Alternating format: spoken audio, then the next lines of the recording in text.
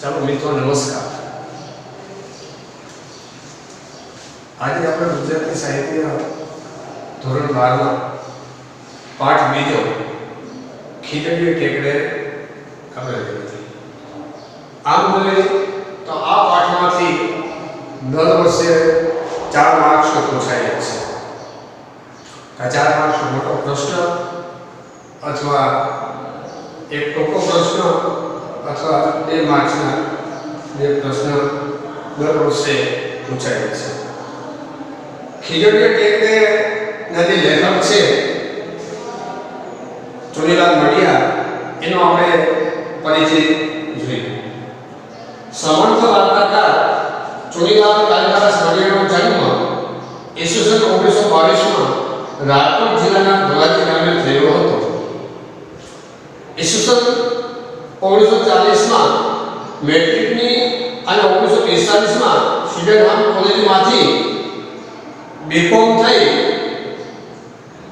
મુંબઈથી પ્રકાશિત થતા જન્મભૂમિ દૈનિકમાં જોડાયા. 12 વર્ષ જેટલો સમય મુંબઈમાં આવેલી USISના ગુજરાતી વિભાગમાં કામ કર્યું. તેમણે નવલિકા ક્ષેત્રે વિશાળ ખેડાણ કર્યું છે. તેઓની સાહિત્ય યાત્રા જોઈએ તો વ્યાસનો વારસ, વેળાવેળાની છાણી, લેલુની ધરતી ભાગ 1-2, સંગ્રામ જયશંકરનો શાળો વગેરે તેમની નવકથાઓ છે. ગુગોતાપોર, શરણાઈના સૂર, અંતસ્તોક વગેરે તેમની નવલિકાઓ છે.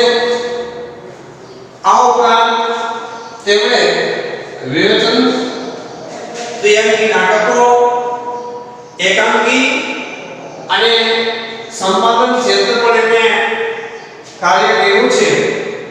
પારિતોષિકોમાં રણજીતરામ સોળચંદ્ર અને નર્મદ સોળચંદ્રથી તેઓ સન્માનિત થયા છે.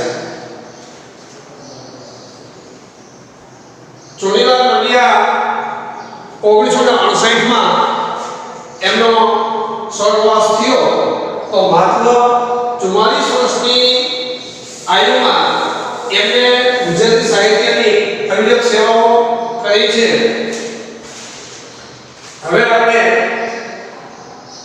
આ પાઠના વાર્તા સ્વરૂપે આપણે તેમની કથા વસ્તુ જોઈએ.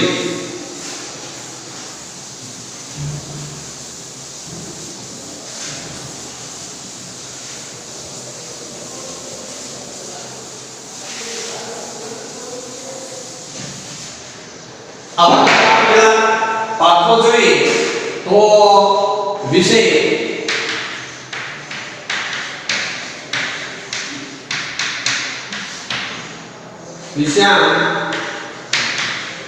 આ પાત્રમાં અતિ મહત્વના 3 પાત્રો છે. એક તો ભોજો, ભોજાની પત્ની જીવલી અને ગામના પોસ્ટ માસ્ટર.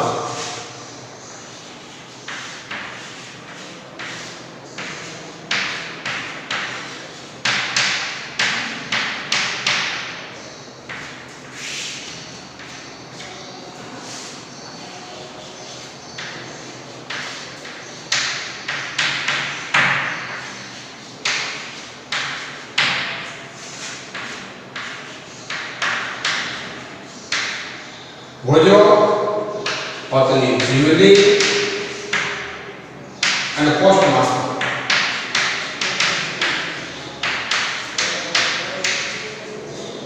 ખીજડીએ ટેકરેનો સાહિત્ય પ્રકાર નવલિકા અને સંદર્ભ પુસ્તક જોઈએ તો ગુગોતાપોર.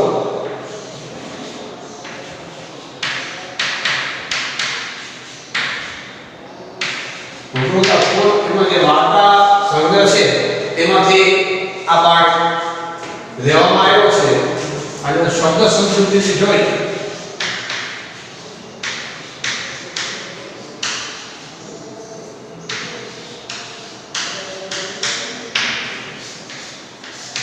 હવે એની કથા વસ્તુમાં ભોજો એ અતિ ગરીબી પાત્ર છે. આ પાઠમાં જીવનની કાળની ગરીબાઈ વચ્ચે અને પિતૃ હૃદયની કેવી પરિસ્થિતિ છે તે વાચકનું કાળજું વિધિ નાખે તેવી કરુણ કથા છે. પનાલાની ભાગની ભવાઈ આપણે જોઈએ તો એમાં એક વાક્ય છે જે કારો દ્વારા બોલાયેલું છે કે ભૂખથી કોઈની ભીખ છે. એ વાક્યના અનુસંધાનમાં આ પાઠમાં લેખક એ શબ્દ મૂકે છે કે ભૂખથી કોઈની ભીખ તો છે પણ એ શું કરે અને શું કરાવે એ કાંઈ નક્કી નહીં.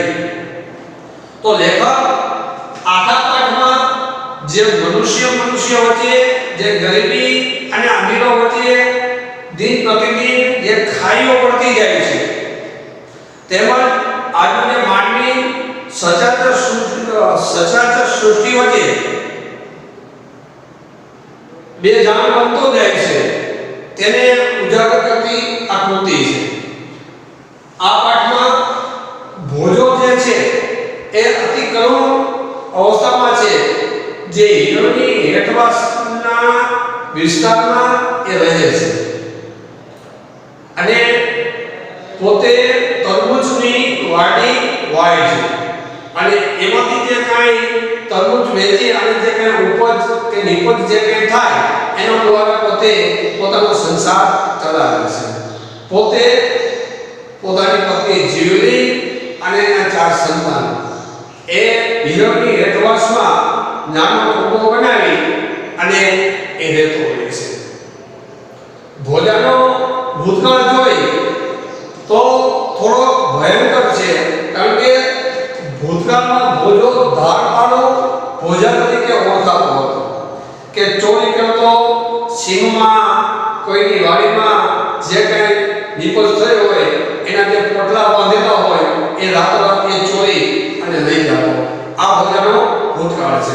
વર્તમાનમાં ભોજો સાદો સરળ અને બહુ સમજુ વ્યક્તિ છે પણ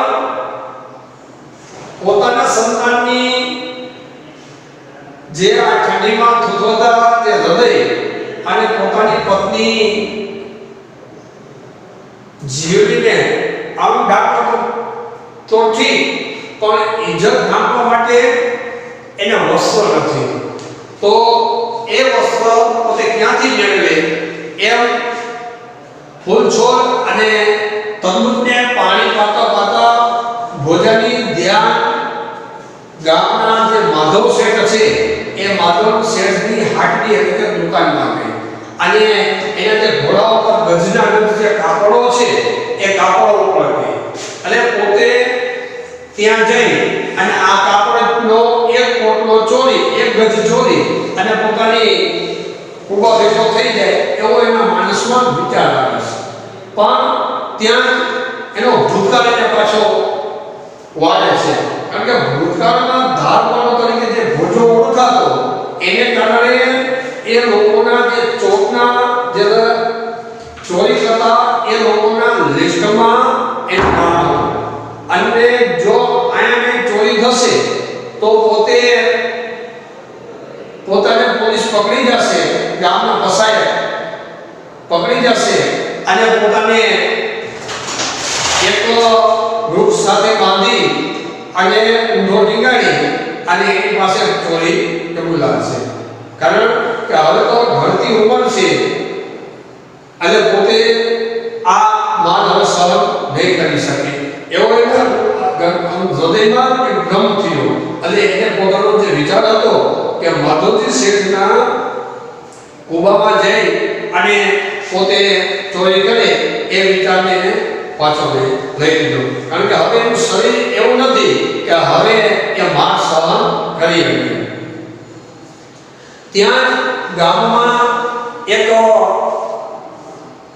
પોસ્ટ માસ્ટર હોય છે ત્યાં બાળકનો જન્મ થાય છે અને એ બાળક જન્મતા જ મૃત્યુ પામે છે.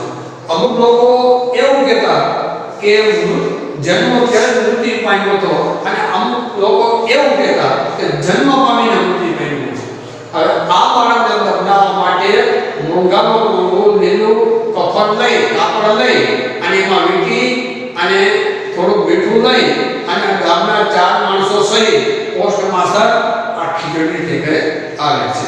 ખીજડીયા ટેકરાનો જે અર્થ થાય તો ખીજડાનું જે વૃક્ષ છે, વૃક્ષની નીચે જે ટેકરો છે અને એ ટેકરા ઉપર મૃત બાળકોને નાખવામાં આવે અને એ જગ્યાનું નામ ખીજડીયા ટેકરો રાખવામાં આવ્યું છે. કારણ કે અહીંયા જબરજસ્ત ખીજડોનું એક વૃક્ષ છે અને વૃક્ષની નીચે મૃત બાળકોને દફનાવવામાં આવે છે.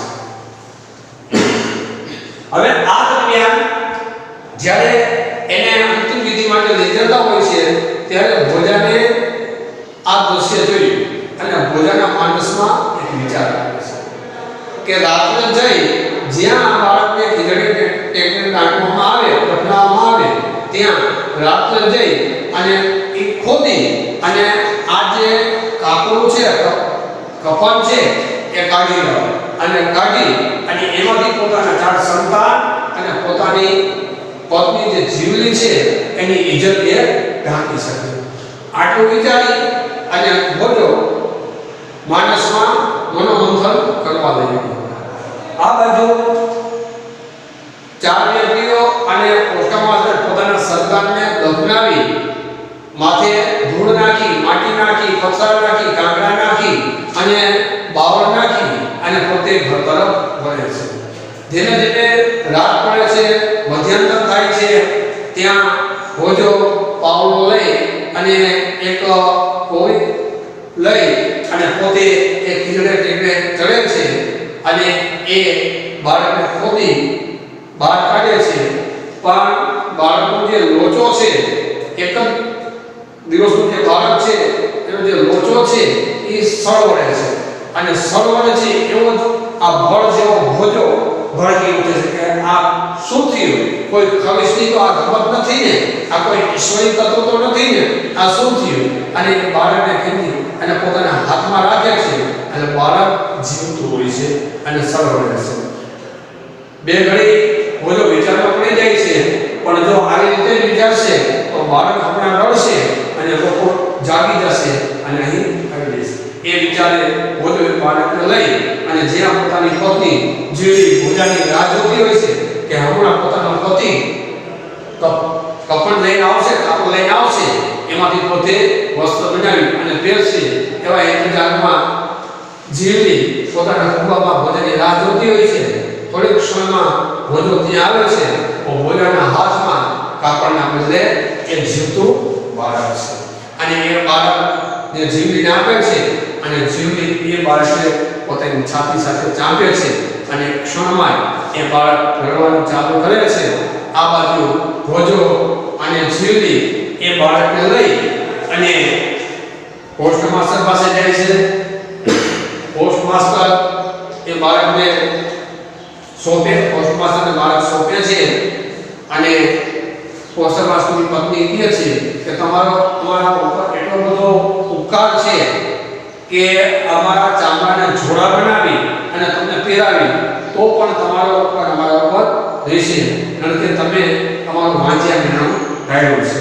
આ બાજુ પોસ્ટ માસ્ટર ભોજાને કહે છે કે ઇનામ રૂપે તું કંઈક માંગી લે અને ભોજો ઇનામ રૂપે માંગવામાં માથાના પોતાના 4 સંતાન છે જે નાગાપુરા છે, શરીરને એક પણ વસ્ત્ર નથી, એના માટે એક જોડી માંગે છે અને પોતાની પત્નીની ઇજ્જત સચવાઈ જાય એના માટે કપડાં માંગે છે. અને પોસ્ટ માસ્ટર તરત જ કહે છે કે હાલ માધવની હકડી ત્યાં તને એક નહીં પણ તારા સંતાનોને 2 જોડી પહેરાવ. તો આખી જે કથા વસ્તુ છે એ કથા વસ્તુ આપણે જોઈએ તો એક પિતા પોતાના સંતાન પ્રત્યે કેટલી બધી હમદર્દી છે, પોતાના સંતાન પ્રત્યે શું કરે અને શું કરવા જાય છે એ આખા પાઠનો ટોક છે. આમ જોઈએ તો આ પાઠમાં 2 પાત્રો છે, ભોજો અને પોસ્ટ માસ્ટર એક અમીર છે એક ગરીબ છે, પણ જે બે અમીરી અને ગરીબ વચ્ચે જે ખાઈ પડી છે એ ખાઈ દિન પ્રતિદિન પહોળી થતી જાય છે, પણ લેખકનો જે હેતુ છે કે આ ખાઈ જે નજીક આવે તો જે આ ગરીબાઈ છે એ ગરીબાઈને જે વસમી લાગે એ વસમી લાગે નહીં. તો ચાલો મિત્રો હવે આ પાઠને આપણે વાર્તા સ્વરૂપે જોઈએ. હવે આપણે ધીમે ધીમે આ પાઠનું આપણે રસપાન કરીએ.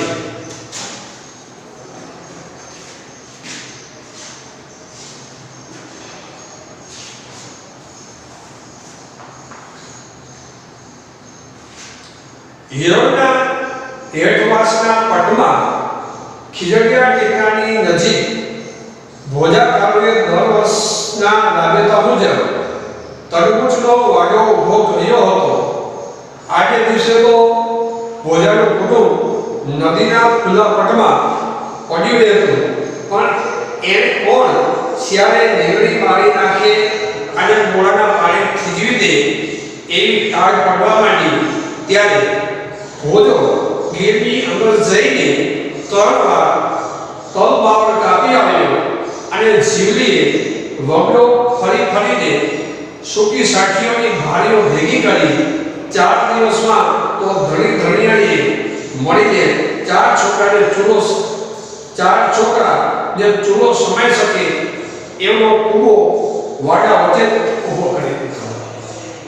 હવે મિત્રો આપણે સમજીએ હિરણના હેઠવાસ નીચે.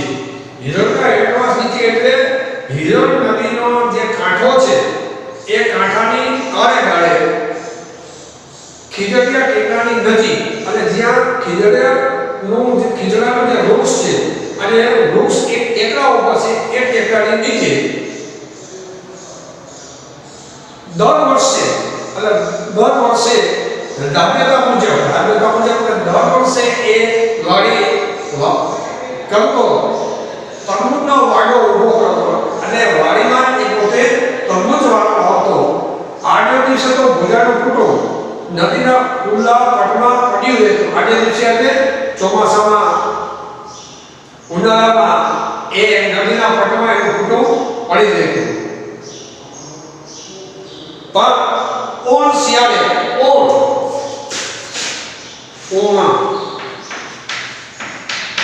એટલે આ વર્ષે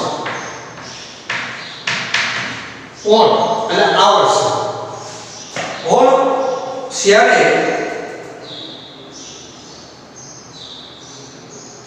રેંગણી બાળી નાખે અને ગોળાના પાણી થીજી દે એવી ટાળ પડવા માંડી. ત્યારે રેંગણીને પણ બાળી નાખે. મોટા ભાગે તો આપણે જોઈએ તો ઉનાળામાં એટલો બધો ચૈત્ર વૈશાખનો તડકો પડે એટલે ગમે એવા છોડને બાળી નાખે, પણ અહીં એટલી બધી ઠંડી પડે છે કે રેંગણીના છોડને પણ બાળી નાખે અને એ ઠંડીને કારણે જે ગોળામાં જે પાણી છે એ પણ બરફ થઈ જાય, થીજાવી દે.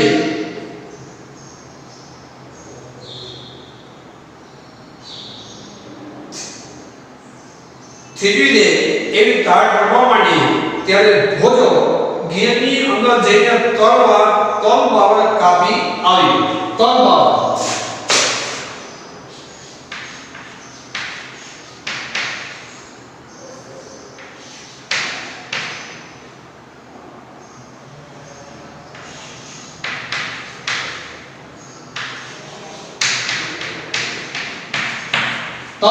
બાવળનું ઝાડ એના જે ફળ છે એ કૂવો બનાવવા માટે એ કાપી લાવ્યો.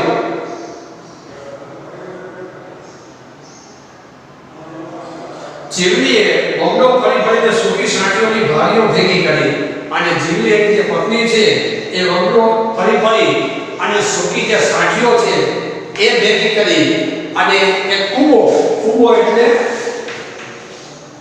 ઝૂંપડી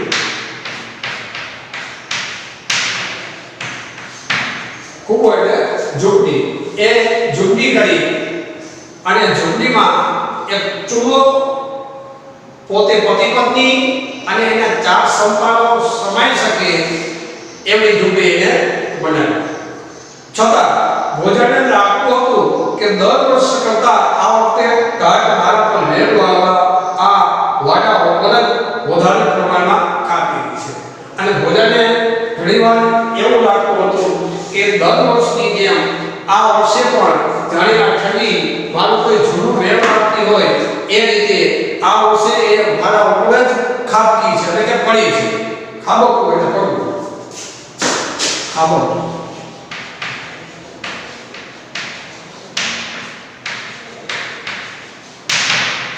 ખાબકવું પડવું.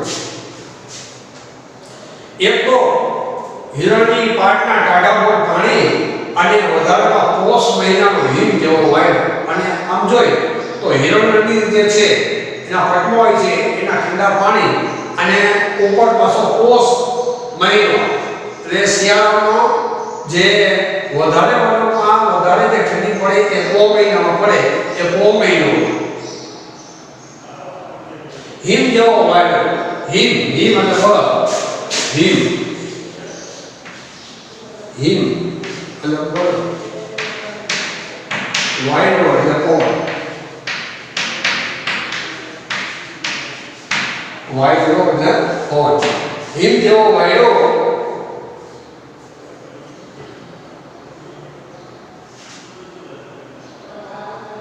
આ હિમ વર્ષા વચ્ચે બોલો સાપ ઉઘાડે ડીલ એટલે શરીર. એક દિલ કેતા હૃદય થાય, આ દિલ કેતા હૃદય થાય અને આ દિલ કેતા શરીર થાય.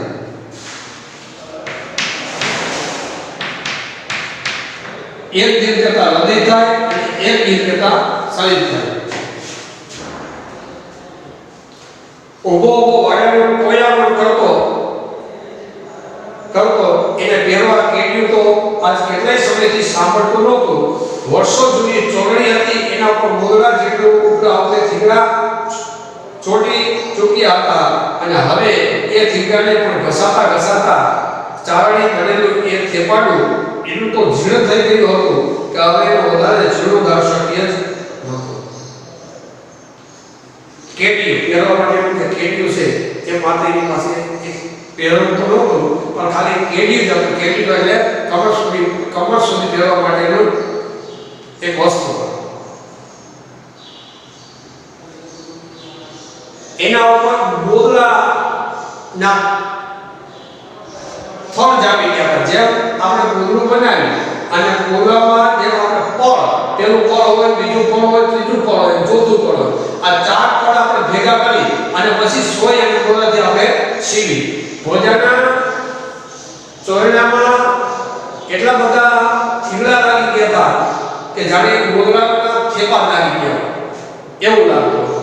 પણ હવે એનો જીર્ણોદ્ધાર એટલે ફરીથી એનો સર્જન થઈ શકે એમ નહોતું. આપણે જોઈએ કે જીર્ણોદ્ધાર એટલે કોઈ મંદિર હોય અને જૂનું થઈ ગયું હોય અથવા પડી ગયું હોય અને એ મંદિરને ફરી જીવન કરવા માટે, એ મંદિરમાં ફરી જીવ નાખવા માટે અને એને નવું બનાવી ત્યારે મંદિરને આપણે જીર્ણોદ્ધાર કરી શકીએ. પણ અહીંયા તો શક્ય જ નથી કે એ ભોજાનો જે ચોયડો છે એમાં એટલા બધા થીગડા લઈ ગયા છે કે એ ચોયડાનો ફરીથી એને થીગડું મારી અને એનું નવું સર્જન થાય એ સર્જનમાં શક્ય જ નહોતું.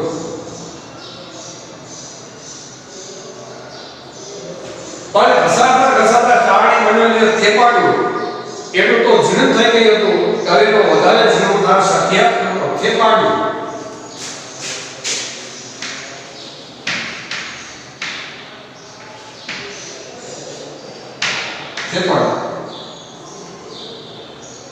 એટલે ચોરડ.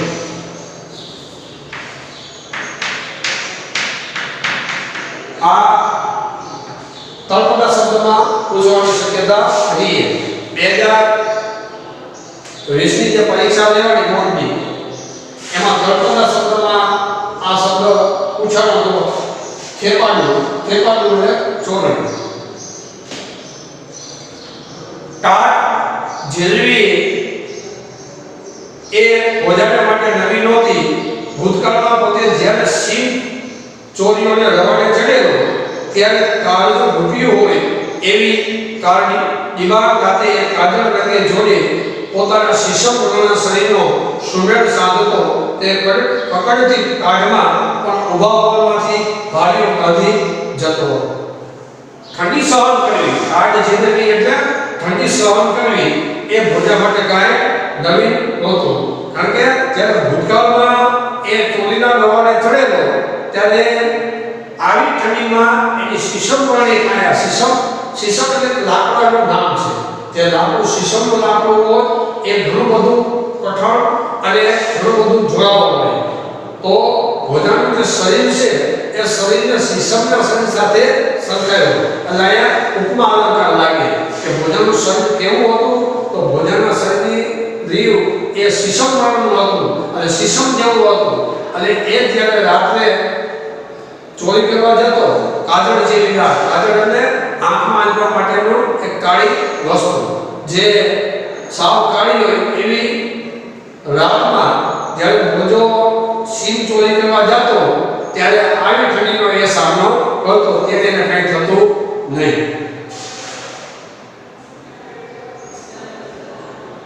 છતાં હવે અવસ્થા થઈ હતી અને જુવાનીના ચડતા લોહીના અભાવે સહન શક્તિમાં ઘટી હતી. છતાં એના જે જુવાનીનું જે લોહી હતું એ ઘટતું હતું અને હવે એની અવસ્થા થઈ હતી. એને કારણે એના શરીરમાંથી લોહી ઘટતું હતું. એટલે હવે એનાથી આ સહન થાય એ શક્ય નહોતું. તેથી હિરણના ઉપરવાસથી સુસવટા વીછીના ડર જેવા ઠંડા વાયડા કોચિત ભોજનના જડવાળી ડાકને બદલી જતા હતા. અને એ હિરણના નદીમાંથી જે સુસવટા હિર જેવા જે પવનો છે એ એટલા બધા વ્યક્તિ લેતા કે ભોજાને જે ડાબરી જેવું જે ઢાંચું છે એ થૂથવાતું અને કર્કટ ઠંડીમાં એ ડાબરું એ ધ્રુજાતું. પણ પોતાની ભરપૂસી દાંતિયા કાઢે એ સામે ભોજાએ એટલો રંજ નહોતો જેટલો રંજ એને ટાળમાં કપડાને અભાર કરતા નાટકના બાળકોનો હતો. અને આ જે રંજ હતો કે પોતાને આટલી ઠંડી લાગી અને એ રંજ હતો, એ રંજ એટલો નહોતો કે પોતાના જે 4 સંતાનો છે એ જે નાગાપુગા છે એ નાગાપુગા જે ઠંડીઓથી જે થૂથવાતા હતા એ જોઈને પોતે પોતાની જે ધ્રુજારી હતી ને એ પણ ભોજો ભૂલી જતો. કારણ કે પોતાના જે 4 સંતાનો છે, શરીર ઉપર એક પણ વસ્તુ નથી અને નાગાપુગા એ હિરણના પટમાં ઠંડીથી એટલા બધા ધ્રુજતા એ જોઈ અને ભોજો પોતાની ઠંડી ભૂલી જતો. ટોયામાં કરતો ભોજો કોચી ટેકરાની પાછળ લપાઈને બેઠેલા ગામમાં આવેલી કાપડની દુકાન પર પોતાના મન ચક્ષુ માંડતો અને દુકાનની અંદર ઘોડા ઉપર ફરડાયેલી કાપડની થેલીઓ પોતાની ચોર નજરે ગોતી લેતો. પણ ટોયામાં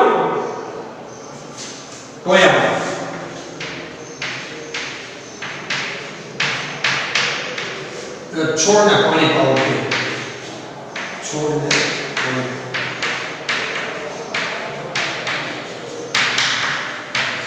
એટલે છોડને પાણી પાવું તે ટોયામાં કરતો ભોજો કોચિત એટલે ક્યારે કોચિત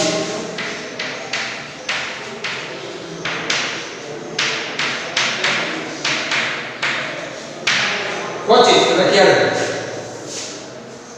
એકડા પાછળ લપાઈને એકડાની પાછળ છુપાઈને ગામમાં આવેલી કાપડની દુકાન પર પોતાના મનચક્ષુ એટલે મન અને આંખ બે એ દુકાનમાં માંડતો અને જોતો. ત્યારે જે દુકાનમાં ઘોડા ઉપર જે કપડાઓની જે થપ્પીઓ મારે છે એ ત્યાં જોતો. માધવ કાપડીઓ ગજના ગજ ભલે પણ મારા જેવા સારું કટકી લુગડું પણ ફાડે નહીં. અને માધવ કાપડીઓ અને એ દુકાનના જે માલિકનું નામ જે માધવ શેઠ છે એ ગજના ગજ પોતાની દુકાનમાં કપડા ભરે છે, પણ આ ભોજા માટે કે ભોજાના સંતાન માટે કે ભોજાની પત્ની માટે કટકી કપડું ન ફાડે કે ન આપે.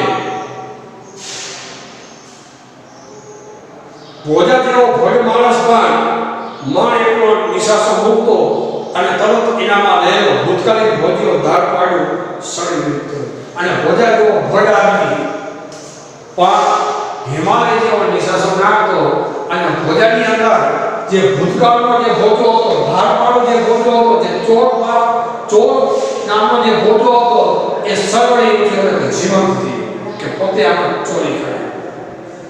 કારણ કે હવે ચોરી કરવી એ કોઈ મોજ શોખ માટેની નથી કરવી, પણ હવે જે જણે ચોરી કરે એ પોતાની મજબૂરી છે, પોતાના સંતાનો માટે કપડા પહેરાવવા માટેની છે, પોતાની પત્નીને ઇજ્જત ડામવા માટેની છે, અને પોતાની અંદર જે ભૂતકાળનો જે ભોજ્યો હતો એ ભોજ્યો સર્વણી ઉઠ્યો અને પોતે હવે ચોરી કરવાના એના માનસમાં વિચારો. માધ્યમની હાથના ઉમરામાં એક ગણસ્યો હાથ અને ઉકા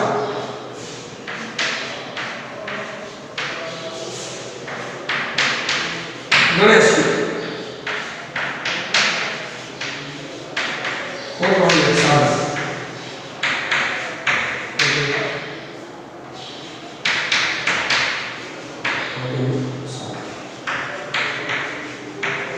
ખોદવા માટેનું સાધન ગણેશીઓ. ગણેશીઓ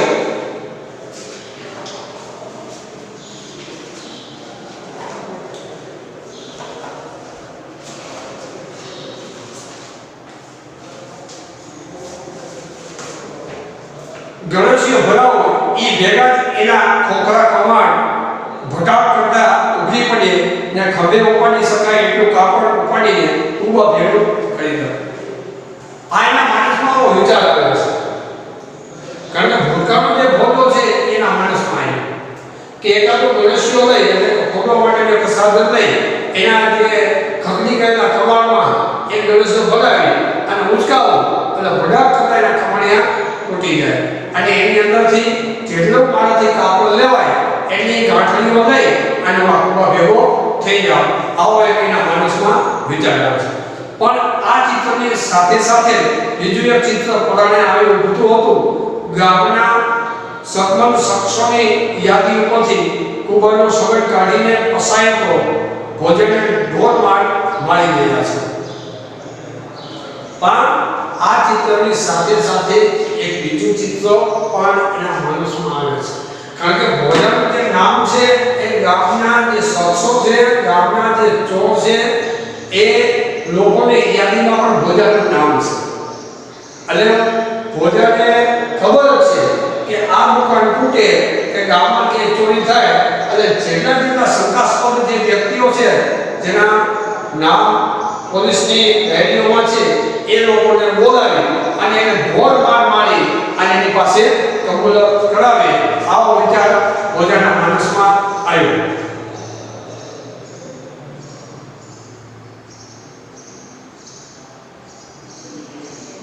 ગુનાની પરાને કબૂલાત કરાવવા પોતાને જાડી ડાળે ટાંગીને નીચે તાપ કર્યો છે. મુદ્દા માલનો પત્તો મેળવવા કાપડ ક્યાં ટાંગ્યું છે એ સ્થળ બતાવવા હાથ પગ બાંધી રણ ગોવાળીઓ બનાવીને ઉપર લાડીઓની કડાકડ બોલે છે અને પોતાની સામે એક ચિત્ર રજૂ થાય છે કે પોતાની પોલીસ શંકાસ્પદ તરીકે લઈ જાય છે અને ગામના જે વૃક્ષ નીચે એને ઊંધો ટીકાણી નીચે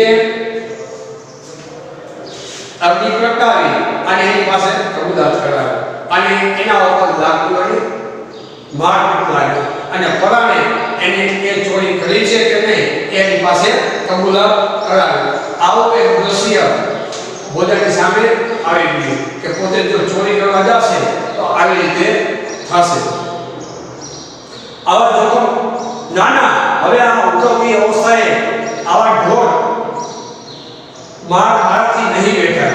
ભોજાએ આ જોખમ ભોગવવાનું માંડી વાળ્યું એટલે હવે પોતાની ઉત્તરતી અવસ્થા છે, ઉંમર થઈ ગઈ છે અને આવા ઢોરમાં પોતાથી સહન ન થાય અને એના માણસો જે ભૂતકાળીન ભોજ્યો જે ભૂતકાળનો જે ચોર ભોજો હતો, જે સીમમાં ચોરી કરતો ભોજો હતો એના માણસમાં આવી ગયો હતો. પણ હવે પોતાની ઉતરતી અવસ્થા છે એટલે પોતે હવે આ કોર્ટમાં સહન ના કરી શકે એટલે એના માટે ચોરી કરવાનો જે વિચાર હતો એ ભોજાએ માન્યો. ચલો મિત્રો, તો આપણે એના સુધી રાખીએ, નેક્સ્ટમાં આપણે આગળ જઈશું.